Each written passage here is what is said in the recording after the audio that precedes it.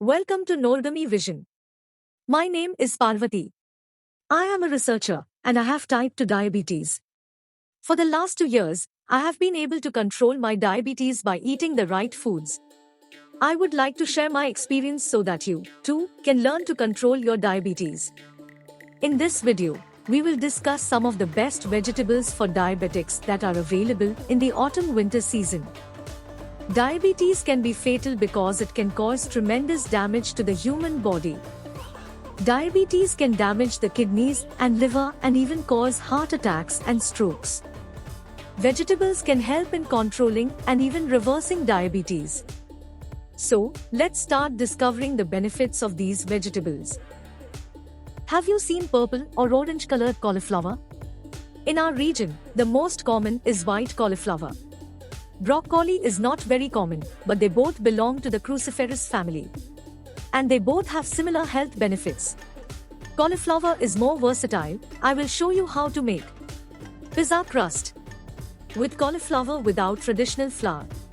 People with diabetes know they should try to eat plenty of non-starchy vegetables because they're high in fiber, vitamins, minerals, and phytochemicals. Cauliflower and broccoli both have more protein than most other vegetables. 1 cup of cooked broccoli contains about 30 calories, while 1 cup of cooked cauliflower has just 25. Both have vitamin C and K, but broccoli also has vitamin A. They also have omega-3 fatty acids, yes, omega-3 fats. 1 cup of cooked broccoli contains about 186 milligrams of omega-3 fats. Meanwhile, 1 cup of cooked cauliflower contains 207 milligrams of omega-3 fats. Broccoli has sulforaphane. A 2017 study published in the Journal of Science Translational Medicine discovered that sulforaphane might actually turn down the expression of 50 genes associated with symptoms of type 2 diabetes.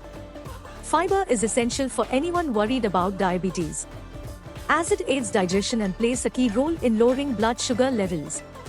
Cauliflower and broccoli both have fibers. Try to eat broccoli if it is available to you. While broccoli may have more nutrition, cauliflower tastes and has more uses than broccoli. We all love pizza but don't eat it because of high carbs and starch. Now, I will show you how to make pizza from cauliflower, which is very healthy and does not have carbohydrates or starch. Chop the cauliflower into chunks and then pulse those in a food processor to get a rice-like texture. Then steam and mix with 2 eggs and half a cup of shredded mozzarella cheese, little salt and pepper. Then spread it thinly onto a baking sheet and bake at 400 degrees Fahrenheit for about 20 minutes, and that's it. Now, you have an amazingly healthy low-carb pizza crust substitute to satisfy your cravings for pizza. Is okra good for diabetes? Okra is one of the most nutritious vegetables in the world. Only 30 calories in 100 grams of okra contains a very healthy amount of vitamins A, B complex, and C. They are rich in antioxidants such as beta-carotene, xanthan, and lutein. It is one of the vegetables with the highest levels of these antioxidants. Okra is a great source of dietary fiber. And we all like that dietary fiber because it promotes better glycemic control and improves insulin sensitivity. Plus, it makes us feel fuller and longer and keeps us regular. Okra is also an amazing source of important minerals such as iron, calcium, manganese, and magnesium. People use okra for many medicinal purposes. They make okra water, use the peel, and even grind up the seeds to make okra powder. Nowadays, okra water is becoming very popular in the Western world. Okra water is said to help with diabetes, blood disorders, headaches, and all kinds of different ailments. Okra peels and okra powder have actually been studied and shown to be a rather potent supplement for many of the nutrients found within the pod. So, yes, okra is good for diabetes. Now, is cabbage or patta gobi good for diabetes? But let me ask you a question. Is patta gobi in the same family of vegetables as salad leaves and lettuce? True or false? Please leave the answer in the comments below. Despite its impressive nutrient content, patta gobi is often overlooked. It comes in a variety of shapes and colors, including red, purple, white, and green, and its leaves can either be wrinkled or smooth. Patta gobi has been cultivated for more than 4,000 years. Patta gobi contains many different antioxidants as choline, beta-carotene, lutein, and zeaxanthin, as well as the various flavonoids that have been shown to reduce chronic inflammation. Patta gobi is packed with vitamins K, B6 and C. Vitamin C is a water-soluble vitamin that serves many important roles in the body. For instance, vitamins are needed to make collagen, the most abundant protein in the body. Collagen gives structure and flexibility to the skin and is critical for the proper functioning of the bones, muscles, and blood vessels. Additionally, vitamin C helps the body absorb non-heme iron, the type of iron found in plant foods. Patta gobi is full of gut-friendly insoluble fiber, a type of carbohydrate that can't be broken down in the intestines. Insoluble fiber helps to keep the digestive system healthy by adding bulk to stools and promoting regular bowel movements. A cup of cooked cabbage contains only 35 calories. Patta gobi has a GI of 10 and a GL of 1, so it will not affect your blood sugar. A 2007 study at UE University came to an exciting conclusion that the antioxidant and antihypoglycemic properties of cabbage extract may offer a potential therapeutic source for the treatment of diabetes. So is cabbage good for diabetes? Yes, it most certainly is. Cabbage is low in calories and carbs, high in fiber, and low in GI and GL. Plus, it actually has the potential to help lower blood sugar levels and aid in weight loss. So everything in Patta gobi is good for a healthy life.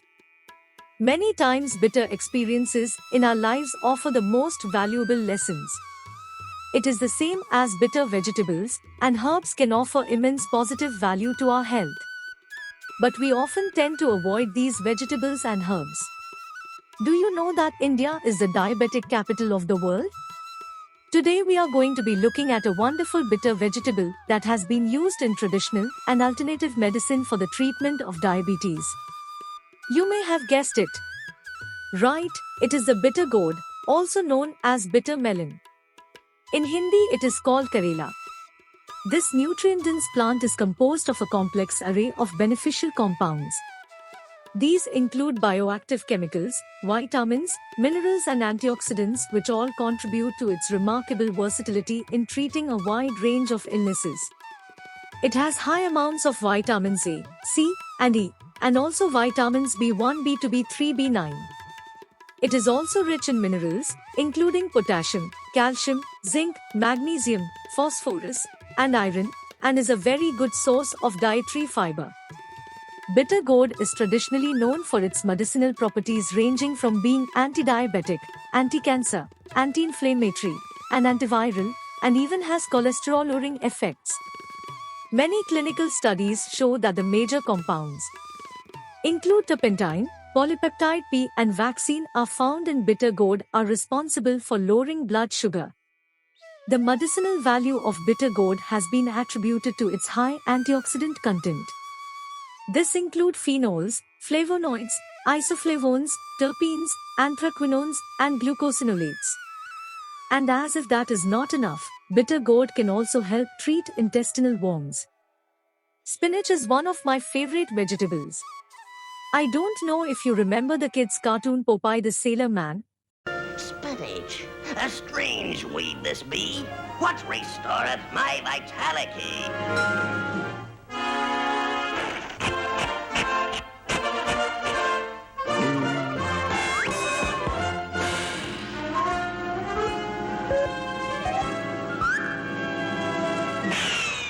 How come you got strength without garlic? Better than garlic is spinach. Yes, it's true that spinach is a superfood that has enormous amounts of nutrition. I make spinach salad at least once a week mixed with other fresh vegetables, cheese, olive oil, and lemon juice. It is very low in calories and fats. 100 g of raw leaves provide just 23 calories. Fresh 100 g of spinach contains about 25% of the daily intake of iron. Fresh spinach is a rich source of several vital antioxidants like vitamin A, vitamin C, lutein, and beta-carotene.